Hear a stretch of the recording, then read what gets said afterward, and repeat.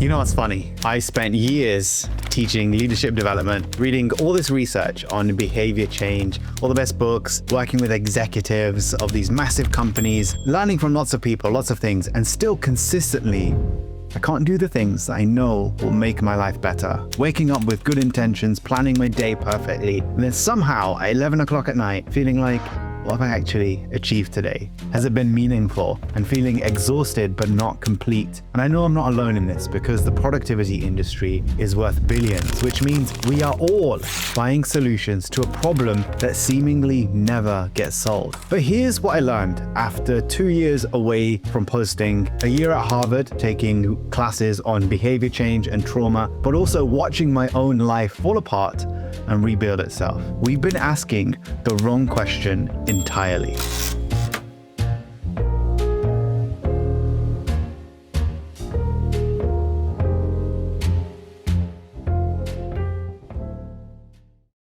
See, the thing about productivity advice is that it's almost always given by people whose lives are already working. They wake up at 5 a.m., do their cold plunge, they journal for 30 minutes, and then crush their morning routines. And good for them, genuinely. I'm not knocking those people. But if you're someone who is grieving or dealing with trauma or just trying to keep your head above water whilst the world feels like it's falling apart, then that advice isn't just useless, it's actually harmful. It makes you feel like a failure for not being able to implement systems that were never designed by your reality in the first place. I realized this properly when I was sleeping on the floor next to my grandmother's hospital bed, checking my phone to see if I'd gotten into Harvard. Great news objectively, but I was also watching someone that I care deeply about pass away.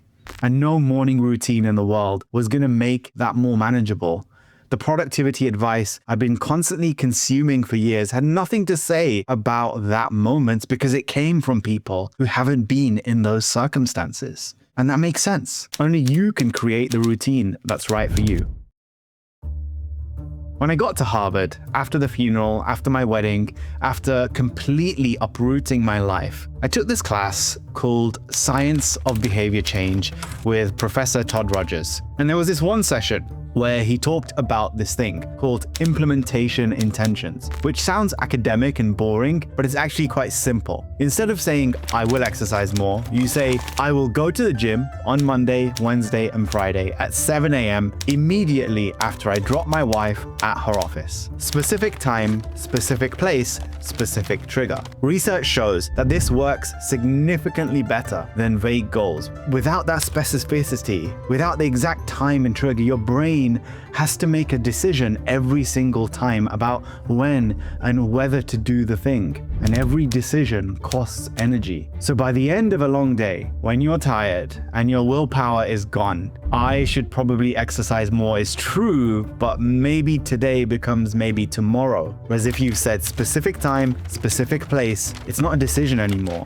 It's what happens next. You're essentially turning psychology into physics, removing the mental friction so that the action just rolls forward on its own momentum. And that distinction, it sounds small, but it's actually the difference between a behavior that sticks and one that dies within a week. But here's what got me. He also talked about how this only works if you're not dealing with chronic stress, trauma, or major life disruption. If your nervous system is in survival mode, no amount of planning will override that. Your brain, it literally can't access the part that does long-term thinking when it's trying to keep you alive right now. And I thought, well, that explains the last few years of my life. And that's when something clicked for me, though it came from a completely unexpected place. From a 2,400-year-old text that I've been reading since I was a little kid, is essentially an ancient conversation about how to act when you're paralyzed by difficult choices. Less about religious scripture, but more like a philosophical therapy. There's this moment in the Bhagavad Gita where Arjun, this character in this text, is frozen on a battlefield, unable to move forward. And Krishna, who's basically playing the role of a wise coach, doesn't give him productivity advice or tools or a system or tell him to journal about it. He essentially says this: you're asking the wrong question. You're so caught up in outcomes and whether you're doing enough that you've forgotten how to just be present with what is in front of you. And I read that whilst sitting in my apartment in Cambridge, Massachusetts, completely overwhelmed by coursework and grief and this feeling that I should be doing more, being more, achieving more. And I thought, oh, that's exactly what I'm doing. Vivekananda, he's a 19th century philosopher that I love. He says the problem isn't that we don't know what to do. It's that we're so anxious about doing it perfectly that we don't do anything at all. Who took these ancient ideas and made them practical for modern life. And there's research backing this up. A 2013 study found that procrastination isn't about poor time management. It's about emotional regulation. We avoid tasks because we're trying to avoid the negative feelings associated with them of fear of failure, perfectionism, overwhelm. So when I stopped posting videos for the last 2 years, part of me knew I was avoiding something. The fear that I'd changed so much, I wouldn't know how to show up authentically anymore.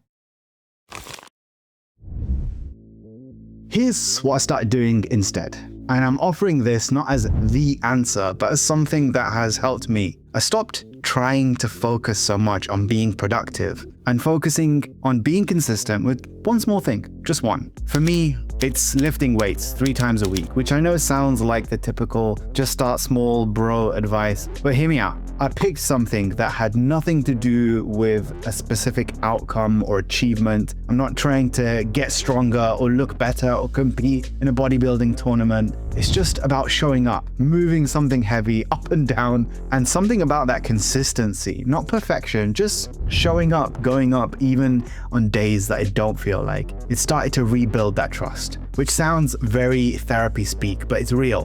When you've spent months or years not following through on things, you stop believing yourself when you say you'll do something.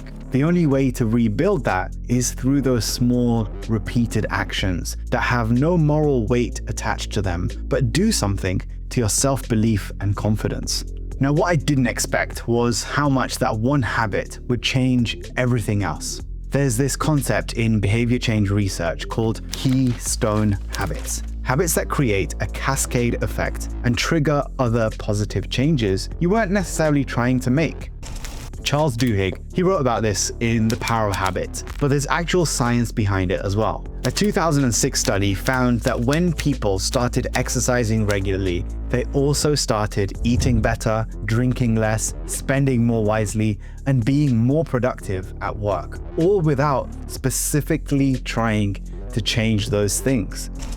The researchers think it's because exercise builds self-regulatory strength, like training a muscle. But for me, it was simpler than that. When I lifted weights, I felt more alive in my body. And when I felt more alive, I had more ideas. I'd be in the gym doing deadlifts, and suddenly I'd think about a concept for a video or figure out how to approach a difficult conversation with a client. My brain, it just worked better when my body was moving. The gym has become the cornerstone habit that holds up everything else, not because I was trying to optimize myself, but because it was the one reliable thing that made me feel alive, a human again, when everything else felt so chaotic.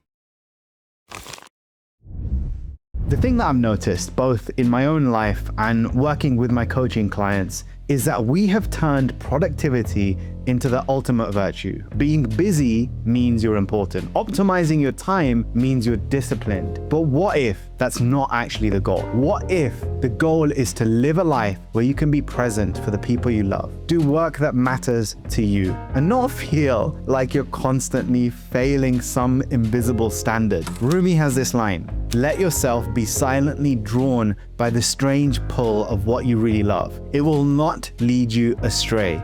And I think about that a lot, because all the productivity systems in the world don't help if you don't actually know what you're trying to build your life toward. I spent 2 years away from this channel, growing in silence, learning things, yes, but also just grieving, figuring out who I am when I'm not performing for an audience. And that silence, as comfortable as it might have been, it taught me more than any course or video or reel probably ever could. So here's what I think I know now, though I reserve the right to be wrong about this in a few years, okay? So don't hold me to it. Productivity isn't the problem, and it's not the only solution. The problem is that we're trying to optimize our way out of being human. We want systems that will make us immune to grief, to change, to the messy reality of having a body and a nervous system that sometimes just needs rest. But there's no hack for that. There's no morning routine that makes loss manageable or change less disorienting. What actually helps is self-compassion, community, and the ability to show up imperfectly and to try anyway. That's it. It's not sexy, it's not rocket science, it's not monetizable, but it's true. So if you're someone who, like me, spent years feeling like you're just not doing enough despite doing a lot actually, maybe the question isn't how do I get more done? Maybe it's what would my life look like if I stopped measuring my worth by my output?